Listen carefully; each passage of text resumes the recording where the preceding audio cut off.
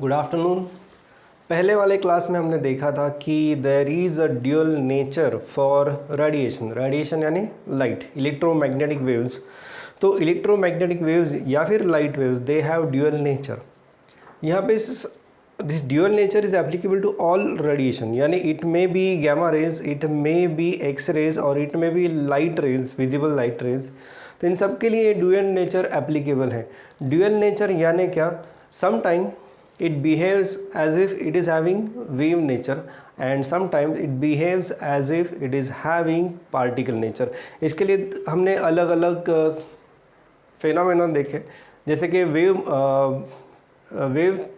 Nature के लिए हमने देखा कि हमें इंटरफेरेंस मिल रहा है, हमें डिफ्रैक्शन मिल रहा है, ये हमें वहाँ पे पोलराइजेशन मिल रहा है। तो ये सब कब पॉसिबल है? व्हेन द रेडिएशन या फिर light is behaving as if it is having wave nature.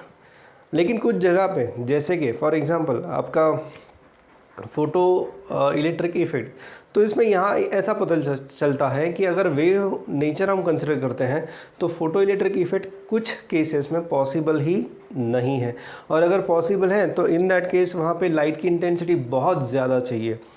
Instantaneous effect चाहिए तो वहाँ पर भी लाइट इंटेंसिटी बहुत ज़्यादा चाहिए। बट ऐसा पता चला कि एक नॉर्मल इंटेंसिटी पे या फिर वेरी लो इंटेंसिटी पे भी हमें फोटो इलेक्ट्रिक करंट मिल रहा है। इसका मतलब यहाँ पे वेव नेचर हम कंसिडर नहीं कर सकते, तो यहाँ पे हमें कंसिडर करना पड़ता है पार्टिकल नेचर। तो इस तरह से डिपेंडिंग ऑन द सिचुएशन हमें उस नेचर को चेंज करना पड़ेगा। तो इसलिए we can say that radiation is having dual nature. तो यहाँ तक का पूरा पार्ट हमने इससे पहले की क्लासेस में देख लिया था। एक सिंपल इक्वेशन था, दो इक्वेशन हमने देखे। H nu is equal to, क्या है वो? H nu is equal to half m v square plus phi यानी वर्क फंक्शन। ये आइंस्टाइन्स रिलेशन हमने देख लिया था। उसी के साथ साथ maximum kinetic energy is equal to e into V naught, where V naught is stopping potential. ये भी पार्ट हमने देख लिया था। ये दो इक्वेशंस के ऊपर आपको ज़्यादातर न्यूमेरिकल्स पूछे जा सकते हैं इस टॉपिक से। अब नेक्स्ट जो टॉपिक हमें देखना है वो टॉपिक है फोटोसेल।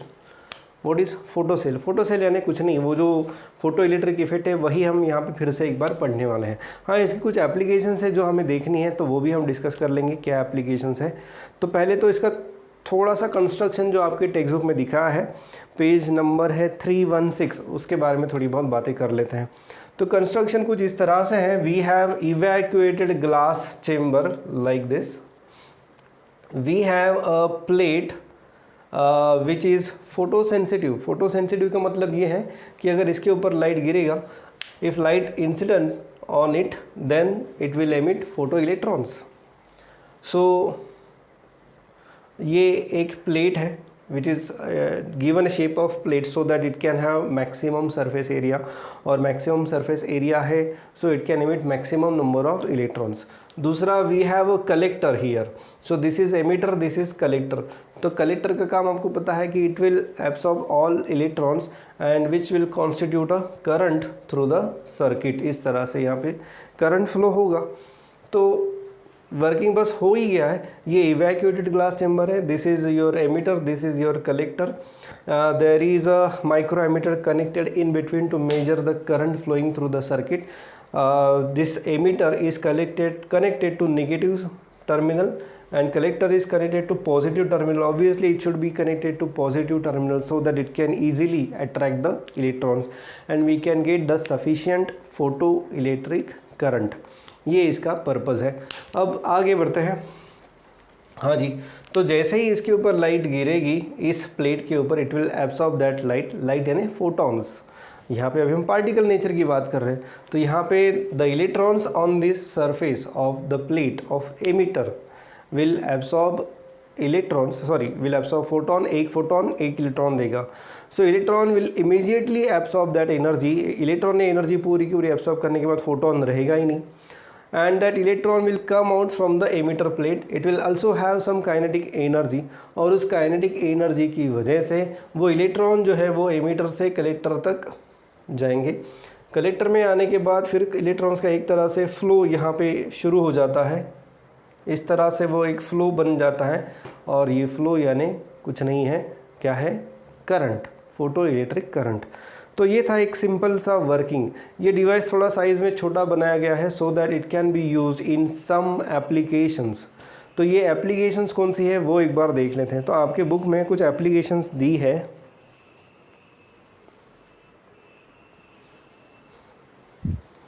हाँ, तो एप्लीकेशंस कुछ ऐसी दी है कि ये जो फोटो सेल है it can be use in measuring the light intensity and this is useful in cameras. जो कैमराज होते हैं, अभी के डेट के कैमरे की बात नहीं कर रहे, वो जो पुराने कैमरे हैं जिनमें रोल यूज़ होता था, आपको पता होगा निगेटिव या रोल, तो रोल डालना पड़ता था उसमें। तो उस वैसे जो कैमरेज थे उसमें लाइट इंटेंसिटी मेजर करना बहुत ज़रूरी था। उसमें ये डिवाइस यूज़ किया जाता था। क्यों? वो इसलिए क्योंकि ये डिवाइस का काम है to measure the intensity of light. सिर्फ यही नहीं, ये एक वन ऑफ द एप्लीकेशन है to measure the intensity of light. आप हमें पता है कि फोटो इलेक्ट्रिक इफेक्ट में क्या होता है, if intensity of light is more then you will get more current. So ये एक एप्लीकेशन है इसकी। दूसरी एप्लीकेशन उन्होंने जो बताई है यहाँ पे वो है काउंटिंग मैकेनिज्म की एक एप्लीकेशन यहाँ पे बताई है। फिर दूसरा है it can be use to switch on और ऑफ स्ट्रीट लाइट्स, और एक बर्गलर अलार्म के बारे में भी उन्होंने बात की है। चलिए देखते हैं, एक एक करके बात कर लेते हैं क्या है। अब वो जो रोल वाला कैमरा था, पहली एप्लीकेशन में आ जाते हैं सब। तो उसमें ऐसा था कि वो एक शटर होता है उसमें, जो आप बटन दबाते हो तो खिंचाक आवाज़ आती है। ये खिंचाक आवाज़ बेसिकली उसमें एक शटर होता है, तो वो ओपन होके बंद हो जाता है। तो उसको ओपन कितनी देर के लिए होना है ये डिपेंड करता है लाइट इंटेंसिटी के ऊपर। अगर लाइट इंटेंसिटी कम है then that shutter will remain open for longer duration, and if light intensity is sufficient और greater then it will be open for very small duration. तो ड्यूरेशन में बहुत ज़्यादा फर्क नहीं रहता, ये तुरंत होता है ऑपरेशन, बट फिर भी कंपैरेटिवली उनके ही कंपैरिजन में it should be open for larger time duration when the intensity of light is small. It should be open for smaller time duration when the intensity of light is large. क्योंकि जो image है वो light जो है that falls on that photo sensitive film, जो role होता है that is nothing but a photo sensitive film. तो अब इंटेंसिटी कहाँ से पता चलेगी कैमरे को? तो ये इंटरनली बेसिकली ये ऐसे डिवाइस जो है वो यूज़ होते थे उस वक्त, अभी नहीं, ये बहुत पुरानी टेक्नोलॉजी है। तो उस वक्त क्या किया जाता है, ऐसा एक डिवाइस यूज़ करते थे जिसमें अगर ये करंट ज़्यादा है, तो ये करंट ज़्यादा है इसका मतलब लाइट की इंटेंसिटी ज़्यादा है, that means the shutter can remain open for a smaller duration. If the current is small, इसका मतलब क्या है कि आपकी इंटेंसिटी जो है वो बहुत कम है। इंटेंसिटी कम है इसका मतलब that shutter should remain open for longer duration. ये इसकी एप्लीकेशन है, और ये पूरी टेक्नोलॉजी जो है वो बहुत पुरानी है। आज की डेट में ये कोई यूज़ नहीं करता, कहीं पे रेयरली कोई यूज़ कर रहा होगा इंडस्ट्री में किसी स्पेशल एप्लीकेशन में, तो पता नहीं, बट इसके बहुत सारे सब्स्टिट्यूट अभी आ गए हैं। तो इसलिए इसका यूज़, और ये जो है इसकी साइज़ आप देखोगे तो इतनी हो सकती है या इतनी भी हो सकती है। तो इतनी बड़ी साइज़ का डिवाइस कैमरे में रखना यानी ये तो बहुत बड़ी बात होगी, और ऊपर से ये ग्लास एनक्लोजर है, तो ये इट इज़ नॉट पोर्टेबल। तो ये बहुत कन्वीनियंट डिवाइस नहीं है। हाँ, पहले था, पहले इसका यूज़ भी होता था, अब इसकी ज़रूरत नहीं है। There are some substitutes like semiconductor devices now we are having, तो उसका भी यूज़ हम यहाँ पे कर सकते हैं। चलिए नेक्स्ट जो है उन्होंने बताया है कि it can be used to turn off street lights automatically. तो स्ट्रीट लाइट्स कब शुरू होते हैं? रात में होते हैं। रात में क्यों होते हैं? क्योंकि अंधेरा होता है। तो ऑब्वियसली ये खुद सिग्नल देगा, एक पर्टिकुलर कंट्रोल सर्किट रहेगा उसमें, और ये डिवाइस जो है वो उसको सिग्नल देगा कि अभी ये मेरा करंट जो है बहुत कम हो गया है, ये करंट जो है ये कम हो गया है। इसका मतलब ये है कि लाइट की इंटेंसिटी जो है वो बहुत कम हो गई है, so you can turn on the street lights. ये सिग्नल कौन देगा? ये डिवाइस, ये फोटो सेल जो है ये उस कंट्रोल सिस्टम जो है स्ट्रीट लाइट्स के, उसको ये सिग्नल देगा। सुबह होते ही जैसे लाइट इंटेंसिटी बराबर एडिक्वेट हो जाएगी तो ये फिर से इसका करंट जो है वो बढ़ेगा। इसका करंट बढ़ेगा तो ये वापस से सिग्नल देगा उस कंट्रोल सिस्टम को, जो वो बताएगा कि अभी लाइट जो है उसकी इंटेंसिटी सफिशिएंट है, आप स्ट्रीट लाइट्स को ऑफ कर सकते हो। तो इस तरह से ये जो है ये यूज़ किया जा सकता है to turn on street lights and turn off street lights. Next जो एप्लीकेशन कुछ बताई है यहाँ पे photo cell use to make switch, ठीक है। Suppose source of light is ultraviolet radiation caved, ये बर्गलर अलार्म के बारे में यहाँ पे बात की गई है। तो भाई साहब बर्गलर अलार्म क्या है? मान लो कि ये यहाँ पे मैंने एक लाइट सोर्स लगा दिया, ठीक है, ये लाइट सोर्स मैंने यहाँ पे लगा दिया है, ये है इंफ्रारेड लाइट सोर्स ये रहेगा। और इफ़ इंफ्रारेड लाइट की एक खासियत है कि वो इट इज़ नॉट विजिबल, ठीक है। So infrared light is not visible. So अगर मैं यहाँ पे ये लाइट पास करता हूँ, so it will fall on this emitter. एक और चीज़ यहाँ पे उन्होंने मेंशन की है कि this is coated with photo sensitive material. तो फोटो सेंसिटिव मटेरियल से ये अगर कोट कर दिए तो हमें एडिशनल करंट वहाँ पे मिलेगा, more number of electrons we will get. So जैसे ही ये लाइट इसके ऊपर गिरेगा there will be current through the circuit. As long as this light, infrared light is falling on this plate, there will be current. But अगर यहाँ पे कोई पर्सन, अनवांटेड पर्सन यहाँ पे आ जाता है, then in that case this light path will be interrupted. This light path is interrupted, that means there is no light falling on this plate. अगर यहाँ पे कोई लाइट नहीं आ रहा है सो आपका जो करंट है वो इमीडिएटली ज़ीरो हो जाएगा। ये करंट अगर ज़ीरो हो गया so this circuit will give signal to another control circuitry which will come to know that there is some person standing in between source and this photo cell.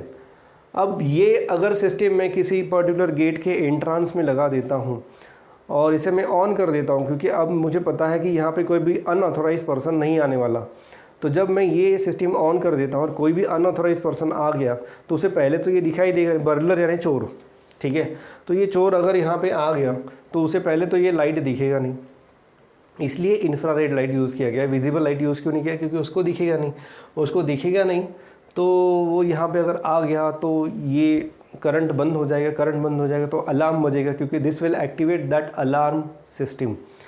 वो alarm system क्या करती है? वो check करती है कि current है या नहीं है। अगर करंट नहीं है सो it will generate alarm system और हमें पता चल जाएगा कि कोई तो चोर बीच में आ गया है। हालांकि अब देखा जाए, आई होप ये आपको समझ में आ गया होगा, अभी जो डिवाइसेस यूज़ किए गए हैं वो ये नहीं है। हाँ, यहाँ पे अभी इंफ्रारेड एलईडी आपने नाम सुना होगा, तो यहाँ पे इंफ्रारेड एलईडी यूज़ होती है और यहाँ पे यूज़ होता है फोटो सेल। बट ये वाला फोटो सेल नहीं है, वो एक सेमीकंडक्टर डिवाइस होता है और वो बहुत छोटा रहता है। ये डिवाइस आपके टीवी में भी रहता है, आपके रिमोट में रहता है इंफ्रारेड एलईडी। आपका टीवी का रिमोट कभी भी चेक करना, उसमें सामने जो सिग्नल पास करने वाला डिवाइस है वो है एलईडी, इंफ्रारेड एलईडी, जिसकी लाइट हमें दिखती नहीं है। कैमरे से देखोगे तो दिख जाएगी, मोबाइल के कैमरे से देखोगे तो दिख जाएगी रिमोट की लाइट, बट नॉर्मल आइस में देखोगे तो वो लाइट दिखेगी नहीं। तो वो रहती है इंफ्रारेड एलईडी और यहाँ पे रहता है। इतना बड़ा डिवाइस लगाने से अच्छा है कि मैं एक छोटा सा डिवाइस वहाँ पे लगा दूँ, तो the system will be more easy to handle. तो ये एक एडवांटेज अभी के डेट में हमें मिलता है। पहले ये ऐसा सिस्टम यूज़ होता था to identify unknown entry, rather unauthorized entry of person. तो ये कुछ एप्लीकेशंस हैं यहाँ पे। एक और एप्लीकेशन है काउंटिंग मैकेनिज़्म, भी उन्होंने बताया है। तो काउंटिंग मैकेनिज़्म भी हम इसी प्रकार से ऑपरेट करेंगे। देखो यहाँ पे मैं एक ऐसा बेल्ट बना रहा हूँ और ये बेल्ट में ये एक बेल्ट है और ये बेल्ट में से कुछ चीज़ें पास हो रही है, ठीक है। अब ये बेल्ट जो है वो एग्जैक्टली हॉरिजॉन्टल है और कुछ चीज़ें ऐसी पास हो रही है इसमें से, और लाइट सोर्स यहाँ पे है और ये फोटो सेल यहाँ पे है। अगर इसके बीच में अगर एक पर्टिकुलर ऑब्जेक्ट पास होता है तो जब कोई ऑब्जेक्ट नहीं है तो मुझे करंट मिल रहा है, लेकिन कोई ऑब्जेक्ट आ गया तो करंट सडनली ज़ीरो हो गया। अब ये ऑब्जेक्ट पास हो गया तो वापस से मुझे करंट मिलेगा।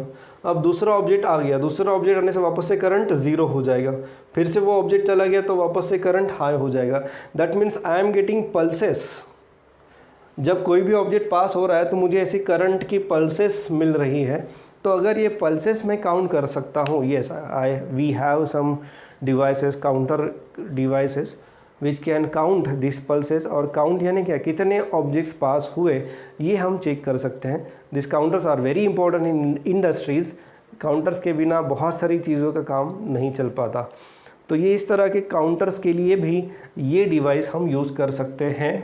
मैं बता देता हूँ फिर से, ये बहुत पुरानी टेक्नोलॉजी है, आज के डेट में यूज़ नहीं होती, क्योंकि ये इतना बड़ा डिवाइस हो सकता है।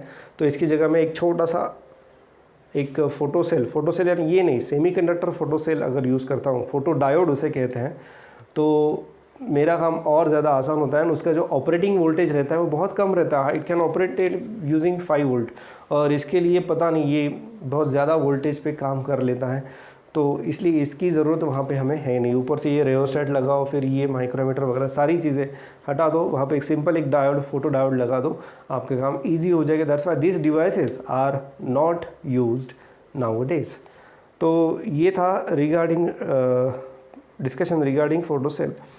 तो इसके ऊपर एक क्वेश्चन आ सकता है 3 मार्क्स के लिए या 2 मार्क्स के लिए कि discuss the construction of photo cell and hence explain its working as well as write some application या mention some applications of photo cell. तो 2 क्वेश्चन बन सकते हैं। पहला तो ये है कि explain construction and working of photo cell, या फिर दूसरा write applications of photo cell. तो ये कुछ क्वेश्चंस हम यहाँ पे बना सकते हैं। टॉपिक बहुत सिंपल है, कोई डाउट है तो आप पूछ सकते हो।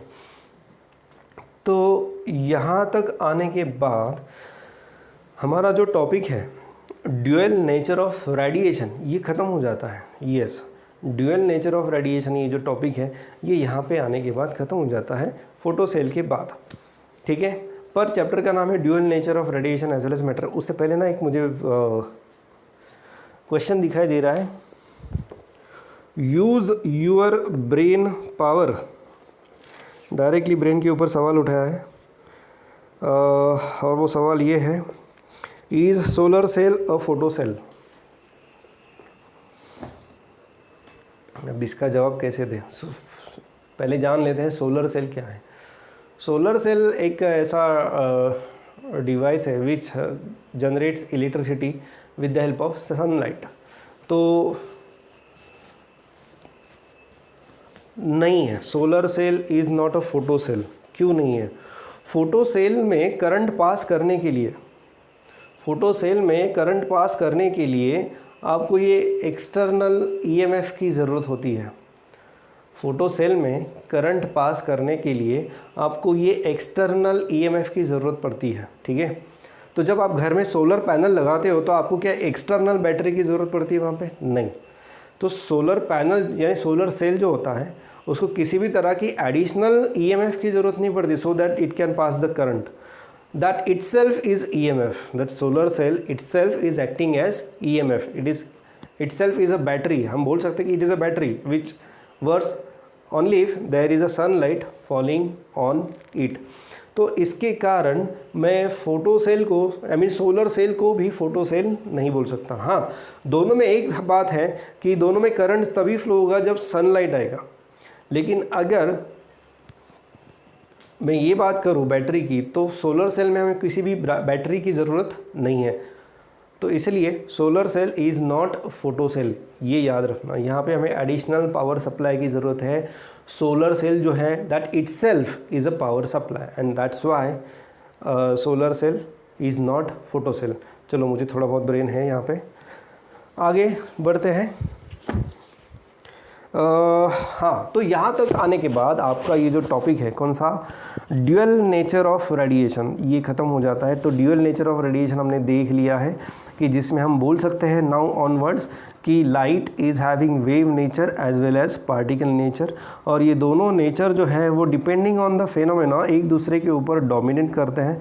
तो कुछ जगह पे हमें वेव नेचर को कंसिडर करना पड़ता है और कुछ जगह पे हमें पार्टिकल नेचर को कंसिडर करना पड़ता है। So that's it. और ये दोनों एक्सपेरिमेंटली वेरीफाइड कंक्लूजन्स हैं, इसलिए यहाँ पे हम कुछ और ऑब्जेक्शन उठा नहीं सकते। तो दैट्स इट, आगे बढ़ते हैं। Now de Broglie hypothesis. तो ये डी ब्रॉगली हाइपोथेसिस जो है it is the starting of dual nature of matter. जी हाँ, अब जैसे लाइट के 2 नेचर्स हैं, wave nature as well as particle nature. तो व्हाट अबाउट मैटर? मैटर यानी मान लो ये पेन है, तो डी ब्रॉगली ये कहता है कि ये पेन की भी एक वेवलेंथ है, यानी अगर ये पेन मूव हो रहा है, सो पेन मूव हो रहा है, इसका मतलब ये होता है कि there is a wave associated with this pen, ठीक है। अब तो हमें दिखती क्यों नहीं है और इसकी वजह से कुछ होता क्यों नहीं? जैसे लाइट पास होता है तो सब जगह पे ऐसी उजाला हो जाता है, तो ये पेन मूव हो रहा है तो इससे क्या होगा? कुछ नहीं होगा, क्योंकि इसकी वेवलेंथ जो है वो बहुत कम है। If it is moving only, हाँ, स्टेशनरी ऑब्जेक्ट्स के लिए कोई भी वेव नहीं रहती, but if the objects are moving then they have some wave associated with them. तो कोई गाड़ी जा रही है, कोई ट्रक जा रहा है, तो उनकी भी कोई वेव रहेगी, but that wave length is very very small, तो उसका कुछ भी असर गिरेगा नहीं, और इसलिए हमें कुछ पता ही नहीं चलता कि there is a wave nature of matter. So इसलिए, पर ये कब हमें पता चलता है कि there is a wave nature of matter? When we talk about electrons and protons. So in that case we can verify whether the electrons क्या है? They are particles, but sometime they behave as if they are waves. Yes, and it is experimentally proved by some experiments. एक experiment हम देखने वाले हैं, may be आज नहीं हो पाएगा, यानी इस लेक्चर में नहीं हो पाएगा, नेक्स्ट लेक्चर में हो जाएगा। तो ये जो मैटर है इसका भी वेव नेचर है। जैसे देखो लाइट है, लाइट का वेव नेचर हमने पता कर लिया था, हमें तब यही लग रहा था कि लाइट का सिर्फ वेव नेचर ही रहेगा और कुछ नहीं रहेगा, बट जब हम ये पढ़ते हैं ये इफेक्ट, कौन सा इफेक्ट है? ये फोटो इलेक्ट्रिक इफेक्ट, तो हमें ये पता चलता है कि लाइट का पार्टिकल नेचर भी है, यानी light behaves as if it is having particles. तो उसी तरह मैटर का भी यही है। तो matter basically these are particles. तो जब ये पार्टिकल्स मूव हो रहे हैं so they have wave nature, और ये प्रूव किया है डी ब्रॉगली ने। डी ब्रॉगली ने बस एक हाइपोथेसिस रखा था और इस हाइपोथेसिस को बाद में प्रूव भी किया था। इवन डी ब्रॉगली ने ये बताया था। ओके, इसको हम बाद में डिस्कस करते हैं, नेक्स्ट चैप्टर में डी ब्रॉगली फिर से आएगा, तब मैं बताऊंगा क्या किया था उसने।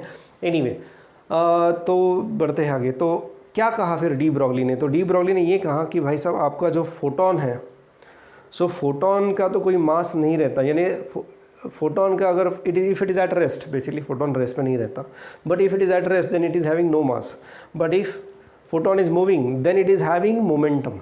When photon is moving then it is having some momentum, and in that case the momentum of photon can be given by, and it is given on page number 317. तो ये क्या है? डी ब्रॉगली हाइपोथेसिस क्या कहता है? वो ये कहता है कि any wave is associated with the particle and moving particles. तो मूविंग पार्टिकल्स यानी कुछ भी आ सकता है, उसमें पेन आ सकता है, गाड़ी आ सकती है, ट्रक आ सकता है, ट्रेन आ सकती है, इलेक्ट्रॉन, प्रोटॉन्स ये भी आ सकते हैं, तो सारे पार्टिकल्स इसमें आ सकते हैं। और there is a wave associated with all this particles, all this matter, and the wavelength can be given by lambda is equal to h upon p, where p is the momentum of that particle। तो वो भले ही pen है तो it is moving with some velocity v, तो इसके भी एक wavelength आपको मिलेगी, where h is Planck's constant and p is momentum of that particle। ये था D Broglie hypothesis. there is a wave associated with the matter and the wavelength of that matter can be given by lambda is equal to h upon p, D Broglie hypothesis. तो ये कहाँ से लाया उसने? आपके book में तो कुछ दिया है ऐसे ही कुछ, तो डायरेक्ट उन्होंने इक्वेशन एज्यूम कर लिया। वो इक्वेशन में देख सकता हूँ कुछ इस प्रकार से है कि उन्होंने ये रिलेशन बोल दिया है, P is equal to E by C, the relation between momentum of photon and energy can be given by momentum is equal to E by C। और उसके बाद उन्होंने कुछ तो किया है एच न्यू, ई यानी फोटोन की एनर्जी कितनी रहती है? एच न्यू डिवाइडेड बाय सी। लेकिन न्यू बाय सी जो है हमें पता है कि velocity is frequency into wavelength, so therefore 1 upon lambda क्या रहेगा? 1 अपॉन लैम्डा रहेगा nu by c. So nu by c की जगह पे उन्होंने यहाँ पे लैम्डा लिख दिया, and that's why lambda is equal to h upon p. ये फोटोन के लिए डिस्कशन उन्होंने किया। ये जो डिस्कशन उन्होंने किया है ये फोटोन के लिए, और इसके लिए उन्होंने ये इक्वेशन एज्यूम कर लिया है कि द रिलेशन बिटवीन, नहीं ये नहीं, सॉरी, ये इक्वेशन उन्होंने एज्यूम कर लिया है। The relation between momentum of photon and energy of photon can be given by p is equal to E by c. ये डायरेक्ट रिलेशन उन्होंने एज्यूम कर लिया है, पर ठीक ठाक नहीं लग रहा है ये रिलेशन, ऐसा कहाँ से आ गया। तो हम पुरानी बुक में से थोड़ा सा डिस्कशन देख लेते हैं कि पुरानी बुक में क्या दिया है। तो पुरानी बुक में ये कहा गया है कि डी ब्रॉगली जो थे उन्होंने क्या किया था, they he used Planck's quantum theory and Einstein's energy relation to obtain this conclusion. ये कंक्लूजन तक आने के लिए उन्होंने क्या किया था, Planck's quantum theory and Einstein का जो एनर्जी रिलेशन है, आइंस्टाइन का एनर्जी रिलेशन बहुत फेमस है, E=mc², ये उन्होंने यूज़ कर लिया था और फिर वो ये कंक्लूजन तक आ गए थे। देखते हैं अभी क्या है वो। तो आइंस्टाइन के हिसाब से the energy of photon can be given bye h new, ठीक है। और आइंस्टाइन के हिसाब से द एनर्जी रिलेशन E=mc², ये रिलेशन है। तो ये भी एनर्जी है h न्यू और ये भी एनर्जी है। अगर ये दोनों एनर्जी को मैं इक्वेट करता हूँ तो मुझे यहाँ पे मिलता है mv², यानी v² की जगह पे मैं c ले लेता हूँ। सॉरी, ये गलत हो गया मुझसे। It should be mc² where c is the velocity of light. This is the relation, Einstein's energy relation. So ये गलत हो जाएगा। यहाँ पे मैं अगर v लिख देता हूँ mc² h न्यू, mc² अब देखो यहाँ पे h जो है वो ये फ्रीक्वेंसी की जगह पे मैं ये लिख सकता हूँ c/λ। फ्रीक्वेंसी की जगह पे मैं यहाँ पे c/λ लिख सकता हूँ। और ये लैम्डा अगर मैं यहाँ लेके आता हूँ, λ=hc/mc², h/mc। अब ये mc, so mass into velocity and we are talking about light यानी फोटॉन्स। तो अगर मैं फोटोन यानी particle nature of light consider कर रहा हूँ, so in that case mass into velocity is nothing but momentum. So lambda is equal to h/p, either by this way और by this way आप ये कर सकते हो। तो यहाँ पे थोड़ी बहुत थियरी ऑफ रिलेटिविटी भी उन्होंने बताए हैं कि वो भी आप यूज़ कर रहे हो, उसी के ज़रिए ये सब कंक्लूजन्स बनाए गए हैं। सो हमें इस पे ध्यान देना है कि बेसिक कंक्लूजन ये है। तो अगर फोटोन पार्टिकल है तो फोटोन की वेवलेंथ हम इस प्रकार से दे सकते हैं। तो पार्टिकल है तो वो सारे पार्टिकल्स के लिए भी एप्लीकेबल होनी चाहिए, और इसलिए डी ब्रॉगली ने हाइपोथेसिस रखा कि सिर्फ फोटोन ही नहीं, अगर दूसरा कोई भी पार्टिकल है and if it is moving with some velocity and having momentum p, in that case its wavelength can be given by λ=h/p, where h is Planck's constant and p is the momentum of that particle। आगे बढ़ते हैं, आगे क्या दिया है इन लोगों ने। हाँ ठीक है, अब पहले तो हम एक काम कर लेते हैं, will try to derive relation between momentum and kinetic energy. ये हमें पता है लेकिन एक बार फिर से ट्राई कर लेते हैं क्योंकि आगे का जो डिस्कशन है उसमें ये ज़रूरी है। तो kinetic energy of the particle can be given bye E=m ½mv², ठीक है। Kinetic energy of the particle is given by ½ mv²। तो यहाँ पे मैं E=½ m²v²/m कर देता हूँ। क्या किया मैंने, मल्टीप्लाई एंड डिवाइड किया, किससे किया, m से किया। अब देखो हाफ ये mv² और ये मास इंटू वेलोसिटी रहता है आपका मोमेंटम, तो ये p² हो जाएगा m। सो E यानी kinetic energy, and the kinetic energy E=½ p²/m। अब देखो p² क्या हो जाएगा, p² will be twice me and hence p √2me। अब ये रिलेशन बीच में हमने क्यों निकाला, वो इसलिए निकाला है क्योंकि कई बार वेवलेंथ पूछी जाती है और पार्टिकल की वेवलेंथ पूछी जाती है, and in that case momentum नहीं दिया जाता बट दिया जाता है उसका मास और उसकी kinetic energy. So in that case हम ये p जो है वो यहाँ पे अगर सब्स्टिट्यूट करते हैं तो मैं यहाँ लिख देता हूँ, ये जो है ये रिलेशन में यहाँ यूज़ करता हूँ। So lambda is equal to h/√2me। तो ये इक्वेशन हम यूज़ कर सकते हैं to obtain the wavelength of light, ये वाला इक्वेशन, ठीक है। तो ये एनालिसिस जो है अगर आपको चाहिए, ये जो आपके टेक्स्ट बुक में नहीं है ये भी आप लिख सकते हो। It is in the old text book of 12th state board, ठीक है, तो ये हो गया एक पार्ट यहाँ पे। अब नेक्स्ट क्लास में हम क्या करेंगे, नेक्स्ट क्लास में हमने बस हाइपोथेसिस की बात कर दी है कि इमेजिनरी कंसेप्ट के ऊपर बात की है, क्या ये इमेजिनरी कंसेप्ट को बाद में प्रूव किया गया या नहीं, ये हम देखेंगे नेक्स्ट क्लास में। तब तक आप बस इस पर ध्यान दो, और जो आपको लग रहा है कि वो लिखना चाहिए तो आप एक बार लिख लो, क्योंकि ये जो है ये आपके टेक्स्ट बुक में नहीं है, डायरेक्टली आपके टेक्स्ट बुक में उन्होंने शुरुआत की है इस रिलेशन से। ये हाइपोथेसिस है, डी ब्रॉगली हाइपोथेसिस, और इस रिलेशन से शुरुआत की है और यहाँ से यहाँ तक उन्होंने प्रूव किया। You can prove hypothesis using this method as well, और मैं सजेस्ट करूँगा इसी मेथड से जाओ, क्योंकि आपके टेक्स्ट बुक में यही मेथड दिया है। ये बस मैंने एक एडिशनल इन्फॉर्मेशन के लिए आपको बताया है। So that's it for this lecture. अगले वाले लेक्चर में मे बी ये चैप्टर आपका ख़त्म हो जाएगा। चैप्टर बहुत छोटा है इसलिए ये जल्दी ख़त्म हो जाएगा, and then will start with the numericals of this chapter. तब तक के लिए बाय बाय।